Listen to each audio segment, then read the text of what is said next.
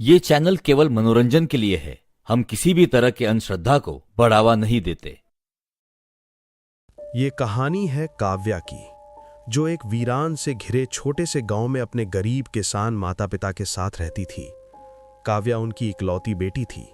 वर्षों की मन्नतों और दुआओं के बाद मिली इस संतान को उन्होंने बहुत ही नाजुक कांच की गुड़िया की तरह पाला था। उसके माता पिता दिन रात एक ही बात दोहराते रहते, बेटी पढ़ लिख कर अपने पैरों पर खड़ी होना, दुनिया बहुत बेरहम है। काव्या पढ़ाई में तेज थी, समझदार थी, लेकिन उसकी आंखों में हमेशा एक अलग ही बेचैनी रहती थी, जैसे वो किसी ऐसे राज को छुपा रही हो जो बाहर आ गया तो सब कुछ बदल जाएगा। जब उसकी पढ़ाई पूरी हुई तो एक शाम उसके पिता ने धीमी आवाज में पूछा, अब आगे क्या करना चाहती हो, नौकरी या पढ़ाई? काव्या ने सिर झुकाकर कहा, बाबा, न नौकरी न पढ़ाई, मैं किसी से प्यार करती हूं और उसी से शादी करना चाहती हूं। उसके पिता के हाथ कांपने लगे। हमने तुझे पढ़ाया ताकि तू किसी पर निर्भर न रहे। कौन है वो? मां ने बीच में आकर कहा, अगर हमारी बेटी खुश है तो हमें उसकी खुशी कबूल करनी चाहिए। मन भारी होने के बावजूद माता पिता मान गए। उन्हें लगा शायद यही उसकी किस्मत है। बचपन का रिश्ता जो मौत से जुड़ा था।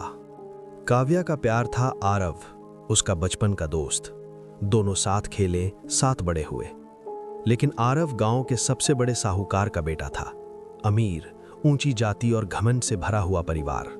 जब काव्या के पिता रिश्ता लेकर आरव के घर पहुंचे तो आरव के पिता ने उन्हें अपमानित करके भगा दिया गया। लेकिन आरव ने अपने पिता के सामने साफ कह दिया, अगर मेरी शादी काव्या से नहीं हुई तो मैं ये घर छोड़ दूंगा। आखिरकार बेटे की जिद के आगे उसके पिता झुक गए और शादी के लिए मान गए। सारा खर्च आरव के पिता ने उठाने का फैसला किया, क्योंकि उन्हें समाज में अपनी झूठी इज्जत दिखानी थी। शादी की तारीख 1 महीने बाद तय हुई। काव्या की 2 सहेलियां थीं, मीरा और शिखा। शादी तय होने के बाद काव्या की खुशी अजीब सी लगती थी, जैसे वो किसी अनहोनी को महसूस कर रही हो। एक दोपहर काव्या घर से निकली। कहाँ जा रही हो? मां ने पूछा। मीरा से मिलने, शाम से पहले लौट आऊंगी। मीरा और काव्या पुरानी यादों की बातों में खो गईं। शाम ढलते ही मीरा घर चली गई। काव्या अकेली अपने घर की तरफ आ रही थी। रास्ते में वही पुराना कुआं जिसके पास जाते ही हवा ठंडी पड़ जाती थी।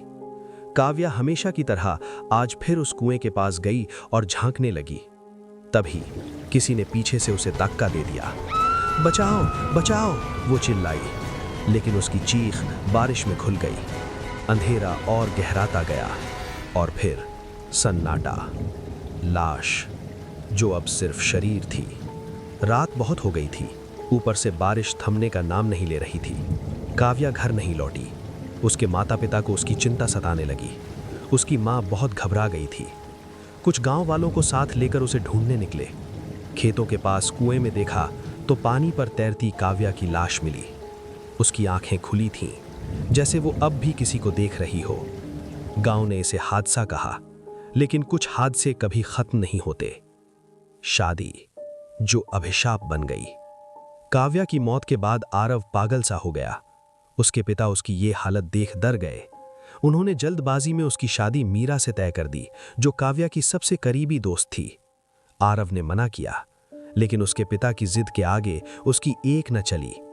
आखिरकार उन दोनों की शादी हुई और शादी के अगले ही दिन आरव उसी कुएं के पास बेहोश मिला। मीरा आरव को जैसे तैसे घर लेकर आई। एक रात जब वे दोनों सो रहे थे, तभी मीरा को लगा कि कोई तीसरा उनके बीच लेटा है। उसने पीछे मुड़कर देखा तो वहां काव्या की आत्मा थी। सफेद चेहरा, गीले बाल, खुली आंखें, बिना पलक झपकी।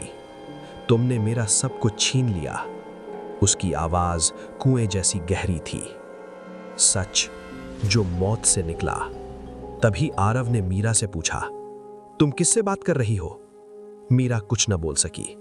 अगले दिन मीरा फिर कुएं पर पहुंची। पानी में हलचल हुई। काव्या की आत्मा सामने थी। तुमने मुझे क्यों मारा था? काव्या की आत्मा ने मीरा से पूछा। मीरा रो पड़ी। मुझे मजबूर किया गया था। आरव के पिता ने तुम्हें मारने के लिए कहा था और करती भी क्या? आरव को मैं भी पसंद करती, लेकिन तुम्हारे रहते मैं उसे पा नहीं सकती थी, इसलिए तुम्हें रास्ते से हटाना पड़ा। मुझे माफ कर दो काव्या, मुझसे गलती हो गई, प्लीज मैं तुम्हारे आगे हाथ जोड़ती हूं। लेकिन काव्या ने गुस्से में उसे भी कुएं में ढकेल दिया और मीरा का रूप पकड़कर आरव के घर चली गई। अगली सुबह आरव के पिताजी ने गौर किया कि घर के किचन से बदबू आ रही थी। जब वो किचन में गए तो वहां पर रखी सारी सब्जियां सड़ चुकी थीं। घर में कई जगह मक्खियां भिनभिना रही थीं। ये देखकर उन्होंने मीरा को आवाज लगाई, मीरा, यहाँ आओ और देखो ये सब क्या है मेरे किचन में। सारी सब्जियां सड़ चुकी हैं, पूरे घर में बदबू फैल रही है, तुम जल्दी से ये सब साफ करो। उसी दिन शाम को मीरा के पिताजी उनके घर आ गए। अचानक कैसे आना हुआ समधी जी? आइए बैठिए, आरव के पिता ने पूछा। ये क्या हो रहा है हमारे साथ? मेरी बेटी की लाश मिली उसी कुएं में और आप ऐसे बर्ताव कर रहे हैं जैसे आपको कुछ पता ही नहीं। ये क्या बोल रहे हो आप? वो तो यहाँ घर में काम कर रही है। वाह, सच में बड़ा अच्छा खेल खेला है आपने। पहले तो अपने बेटे की शादी मेरी बेटी से करने का वादा किया, फिर वो काव्या बीच में आई तो उसे रास्ते से हटाने के लिए मेरी बेटी का इस्तेमाल किया है।